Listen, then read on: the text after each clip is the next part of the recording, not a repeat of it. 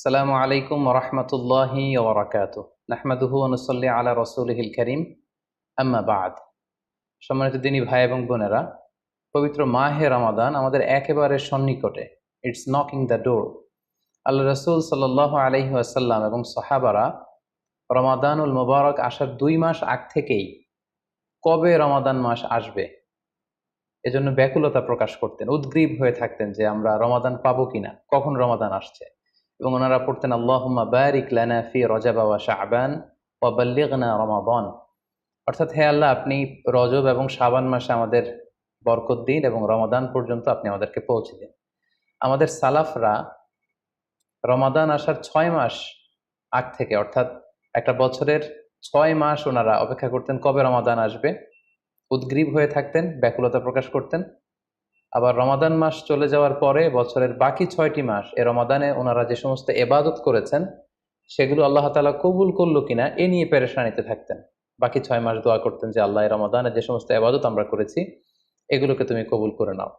এই পবিত্র মাসে আল্লাহ তাআলা আমাদের আল্লাহ সচেতনতা বৃদ্ধির জন্য এ মাসে আমাদের জন্য সিয়ামকে তিনি ফরজ করেছেন। আল্লাহ তাআলা ইরশাদ করছেন, ইয়া আইয়ুহাল্লাযীনা আমানু কুতিবা আলাইকুমুস সিয়াম কামা কুতিবা আলাল্লাযীনা মিন ক্বাবলিকুম লাআল্লাকুম তাত্তাকুন। অর্থাৎ, ওহে বিশ্বাসীরা, সিয়ামকে এ রমাদান মাসে তোমাদের জন্য অবধারিত করা হয়েছে, যেমনি ভাবে তোমাদের পূর্ববর্তীদের উপরও এই সিয়ামকে অবধারিত করা হয়েছিল, যাতে করে তোমরা আল্লাহ সচেতন হতে পারো। এই আয়াত থেকে বোঝা গেল, এই পুরো রমাদানুল মুবারকে যে আমরা সিয়াম উদযাপন করি বা সিয়াম পালন করি, এই সিয়াম বা রোজা পালনের মূল উদ্দেশ্য বা প্রাইম অবজেক্টিভ হচ্ছে আল্লাহ সচেতন হওয়া। এই সিয়াম আমাদেরকে আল্লাহ সচেতন বানায়। এই সিয়াম আমাদের মধ্যে এই ফিলিংস, এই ভাবনা, এই চিন্তা বা এই চেতনাটা নিয়ে আসে যে আমরা এটা ভাবতে শুরু করি যে Allah is watching me, Allah is observing me, Allah আমাকে দেখছেন। এই চিন্তাটাকে, এই সেন্সটাকে, এই ফিলিংটাকে ডেভেলপ করার জন্যই আল্লাহ তাআলা এই মাসে সিয়ামকে আমাদের উপর ফার্জ করেছেন, এবং সেটাই আল্লাহ এই আয়াতের শেষাংশে বলছেন, লাআল্লাকুম তাত্তাকুন, যাতে করে তোমরা আল্লাহ সচেতন হতে পারো, যাতে করে তোমরা গড কনশাস হতে পারো। আমরা যখন সিয়াম পালন করি আমরা তখন ক্ষুধার্ত, আমরা তৃষ্ণার্ত, ঘরের ভেতরে আমরা চাইলে, কেউ নেই, কেউ আমাকে দেখছে না, আমি চাইলেই খেয়ে ফেলতে পারি। আমি চাইলেই কিন্তু পান করে আমার তৃষ্ণা মেটাতে পারি, কিন্তু আমি খাচ্ছিও না, পানও করছি না। কারণ আমি এটা ফিল করি যে কেউ দেখে না, কিন্তু আল্লাহ দেখে। পৃথিবীর কেউ আমাকে দেখছে না। দরজা বন্ধ করে, জানালা বন্ধ করে, ফ্রিজ থেকে ঠান্ডা পানি বের করে, শরবত বের করে আমি কিন্তু ঘরের ভেতরে যখন একা একা থাকি আমি খেয়ে আমার তৃষ্ণা নিবারণ করতে পারি। কিন্তু এটা আমরা কেউই করি না, কারণ আমরা ফিল করি যে পৃথিবীর কেউ যদি নাও দেখে, আল্লাহ সুবহানাহু ওয়া তাআলার চোখে কিন্তু আমরা ফাঁকি দিতে পারছি না। হি ইজ ওয়াচিং মি, তিনি আমাদেরকে দেখছেন।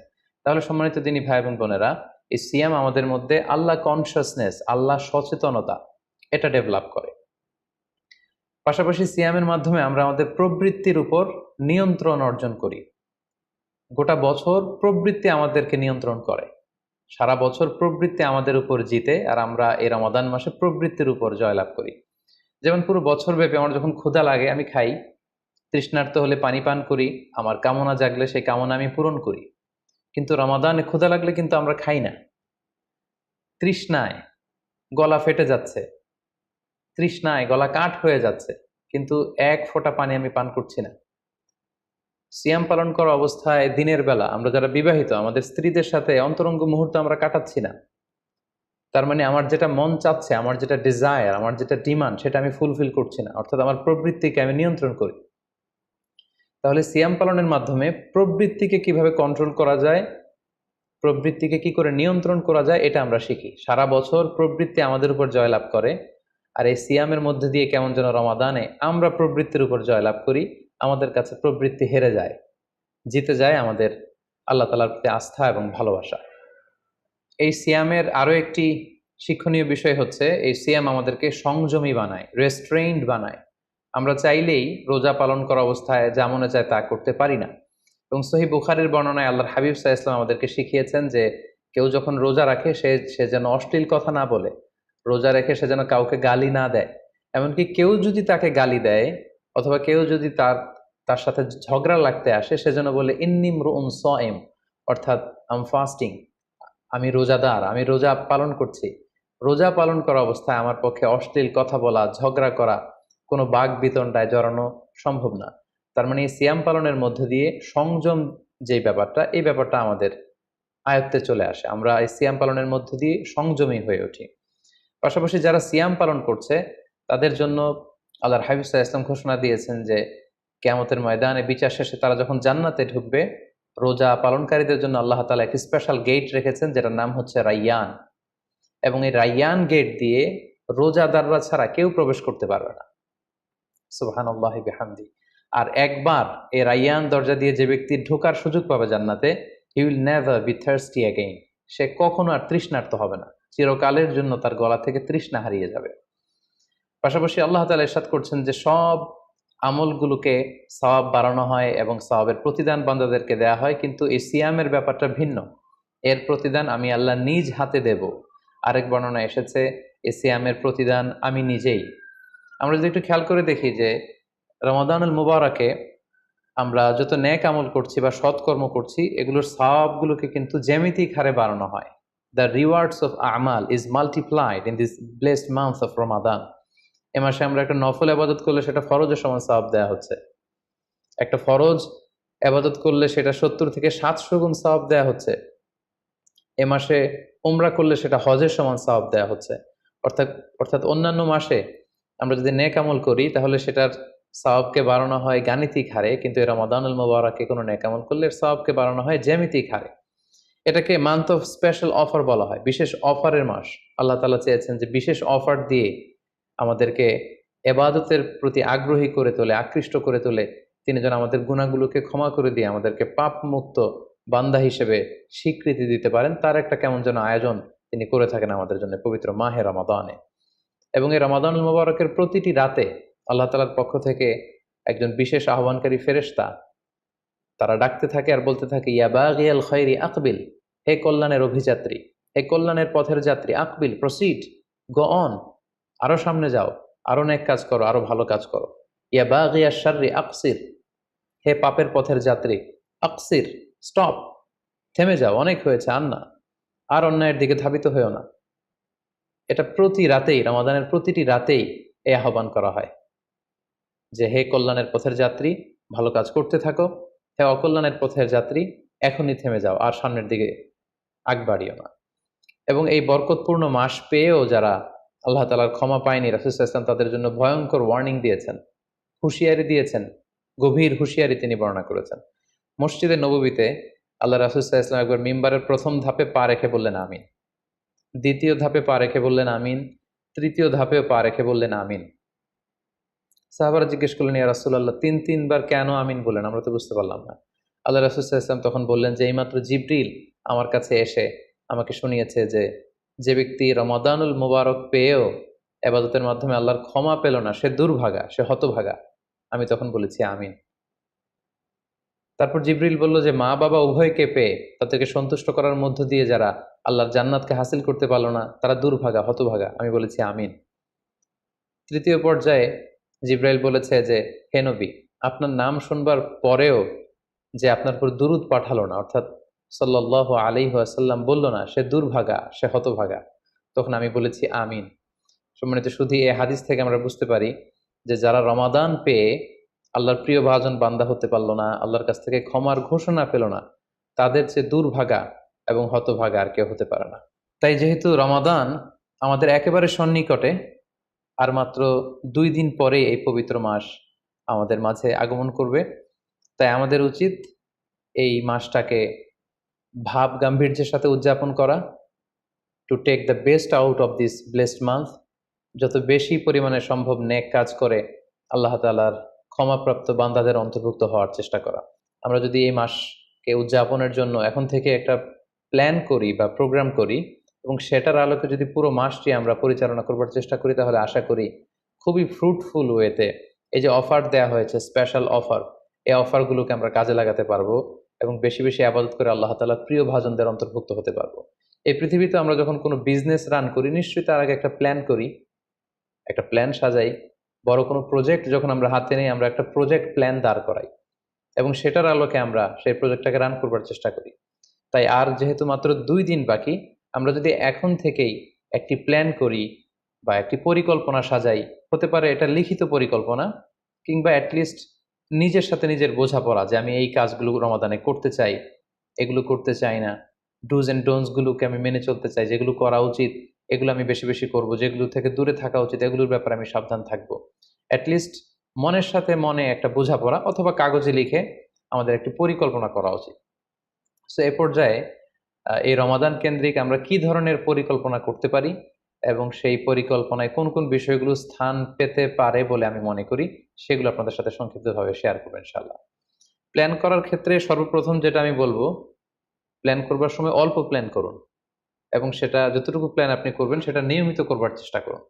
আমাদের অনেকের মধ্যে এমন একটা ভাব কাজ করে যে যেহেতু এটা অনেক রহমতের মাস, বরকতের মাস, মাগফিরাতের মাস, আবেগে তারা অনেক বেশি প্ল্যান করে ফেলে এবং সেই অনুযায়ী রমাদানের শুরুতেই সারা রাত তাহাজ্জুদ, সারাদিন এবাদত তেলাওয়াত, এরকম 2-4 দিন চলার পরে, কয়েকদিন যাওয়ার পরে সে আবেগটা ঝরে পড়ে, সে আবেগটাকে সে ধরে রাখতে পারে না।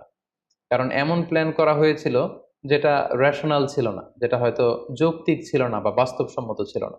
সো প্ল্যান করার ক্ষেত্রে আমার প্রথম পরামর্শ হচ্ছে অল্প প্ল্যান করুন এবং যতটুকু প্ল্যান করবেন সেটা পুরো রমাদান ব্যাপী, হোল দ্য মান্থ লং আপনি সেটাকে পালন করবার চেষ্টা করুন। কারণ আল্লাহ রাসূল সাল্লাল্লাহু আলাইহি ওয়াসাল্লাম বলেছেন, আহাব্বুল আমালি ইলাল্লাহি আদওয়ামুহা ওয়া ইন কাল্লা। আল্লাহ তাআলার কাছে সবচেয়ে প্রিয় আমল হচ্ছে সেটা যেটা মানুষ নিয়মিত করে, যেটা বান্দা রেগুলার বেসিসে করে, যদিও এটা পরিমাণে কম হয়। সো আপনি পরিমাণে যদি কমও করেন, সেটা যদি পুরো রমাদান মাস ব্যাপী একই ধারাবাহিকতায় আপনি ইবাদত করেন, তেলাওয়াত করেন, তাহাজ্জুদ পড়েন, জিকির আজকার করেন, সাদাকা করেন, দান করেন, এটার যদি একটা ধারাবাহিকতা থাকে, সেই ইবাদতটা আল্লাহ তাআলার কাছে বেশি প্রিয়। তাই প্ল্যানের ক্ষেত্রে আমার সর্বপ্রথম পরামর্শ হচ্ছে অল্প প্ল্যান করুন, স্বল্প পরিসরে প্ল্যান করুন, হাতে গোনা অল্প কয়েকটি বিষয়ের ব্যাপারে আপনি কনসার্নড হন এবং যতটুকু প্ল্যান করেছেন ততটুকু নিয়মিত বাস্তবায়ন করুন। প্ল্যানের ক্ষেত্রে সর্বপ্রথম যেটা আমি বলতে চাই সেটা হচ্ছে পুরো রমাদান মাসে সালাতের ব্যাপারে আমাদেরকে সর্বপ্রথম বেশি সচেতন থাকতে হবে। It's mandatory. 5 ওয়াক্ত সালাত যেন আমরা জামাতের সাথে আদায় করতে পারি, এই বিষয়টা খেয়াল রাখতে হবে। কোনো কারণে যদি জামাত ছুটেও যায়, কাজা যেন না হয়ে যায়। কারণ আমাদের যদি জামাত ছুটে যায়, সালাত যদি কাজা হয়ে যায়, তাহলে আপনার প্রোডাক্টিভিটি কমে যাবে। সো প্ল্যানের ক্ষেত্রে এখন থেকে আমাদের এটা মাথায় রাখতে হবে যে পুরো রমাদান জুড়ে আমরা 5 ওয়াক্ত সালাত জামাতের সাথে আদায় করব। কোনো কারণে জামাত যদি ছুটেও যায়, কোনো নামাজ যেন আমার কাজা না হয়ে যায়, এ ব্যাপারে আমরা সচেতন থাকবার চেষ্টা করব। 3 নম্বরে হচ্ছে কোরআন তেলাওয়াত করা। যেহেতু রমাদানুল মুবারক এটা কোরআন নাজিলের মাস, আল্লাহ তাআলা বলছেন শাহরু রমাদান আল্লাযী উনজিলা ফীহিল কুরআন।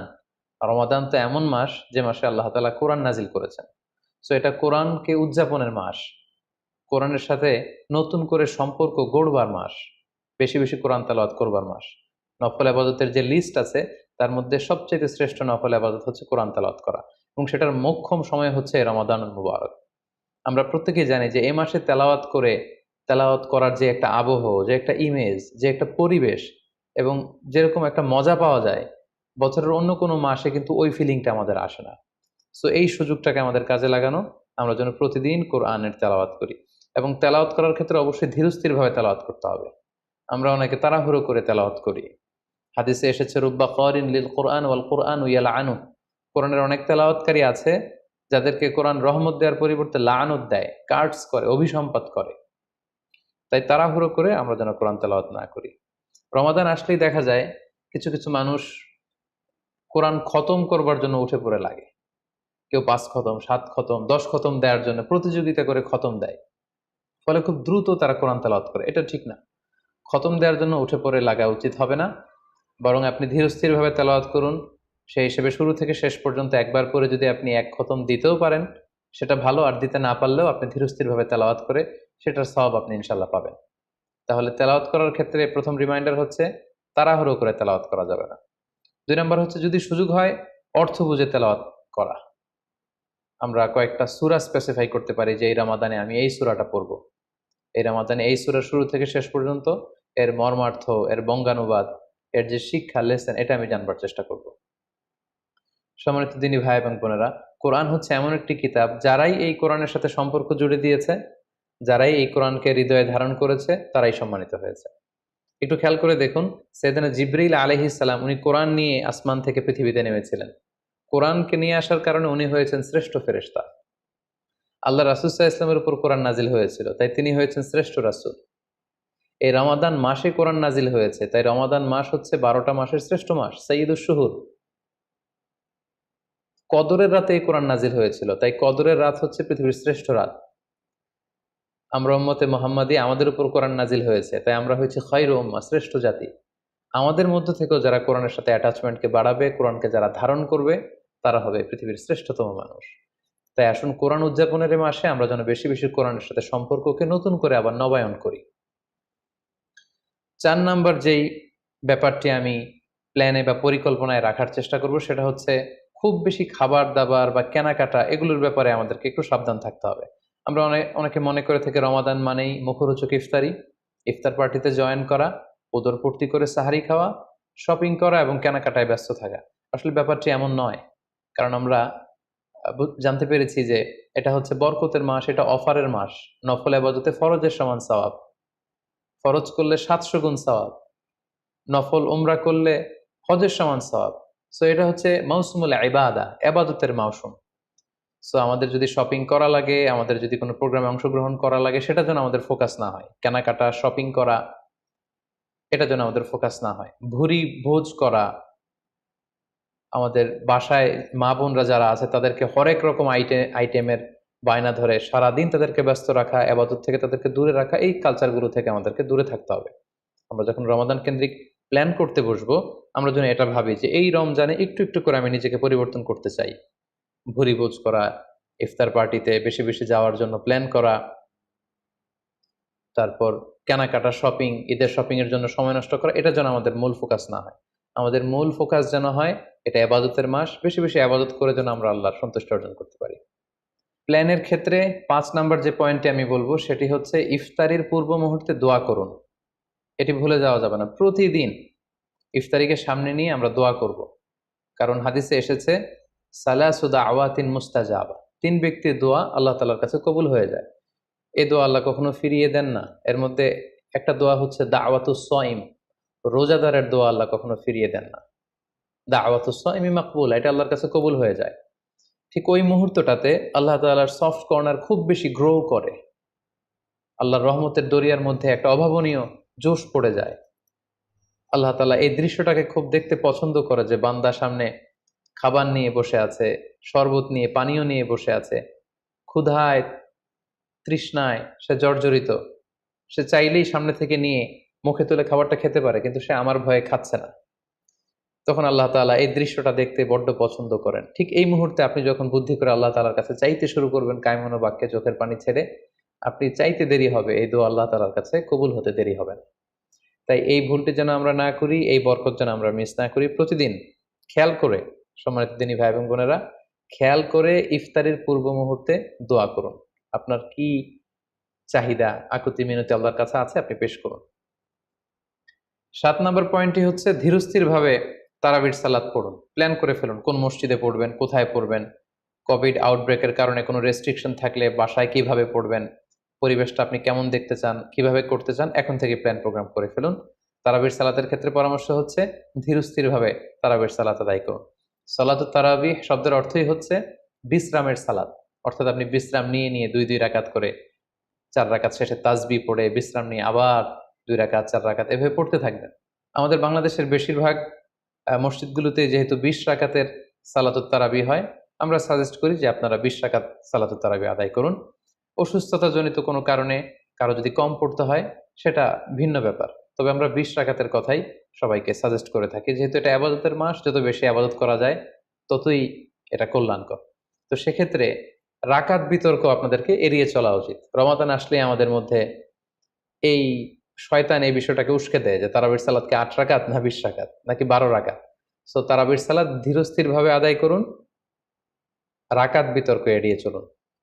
এটা হচ্ছে একটা বড় ফিতনা।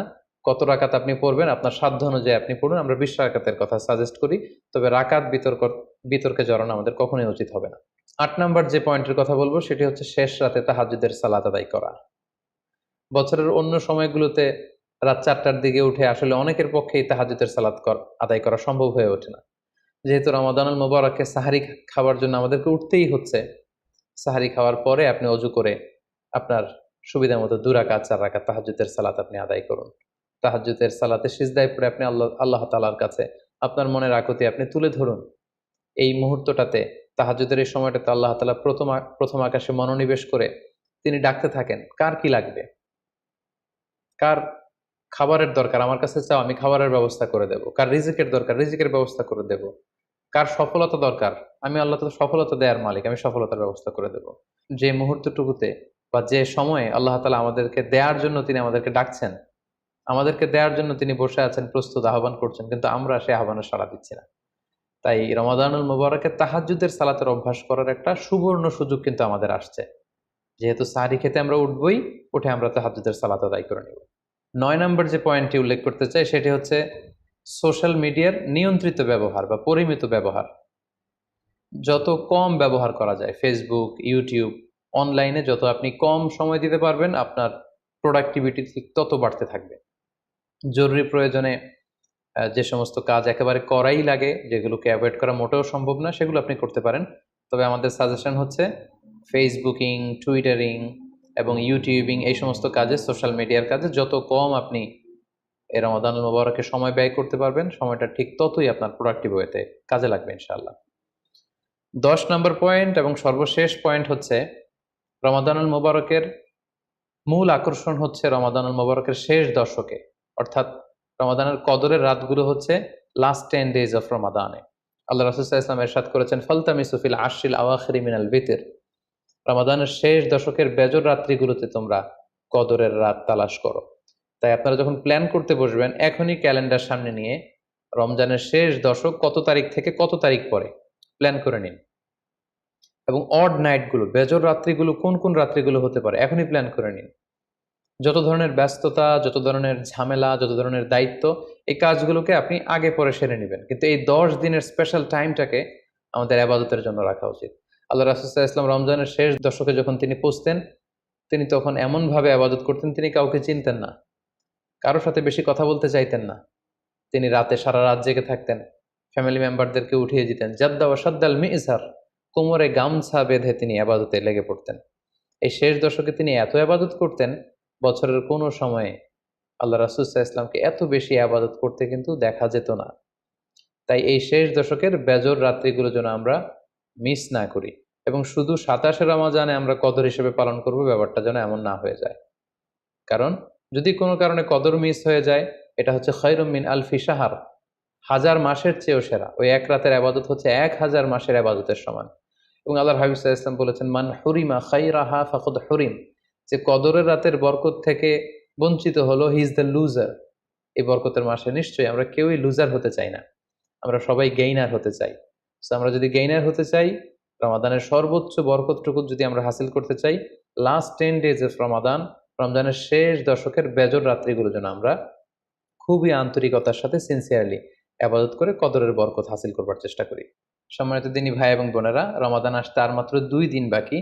সংক্ষিপ্ত পরিসরে রমাদান কেন্দ্রিক আমাদের প্ল্যান কেমন হওয়া উচিত এবং সেই প্ল্যান বা পরিকল্পনাতে কোন কোন বিষয়গুলো আমাদের খেয়াল রাখা উচিত, এই বিষয়ে সংক্ষিপ্ত পরিসরে আমি আলোচনা করলাম।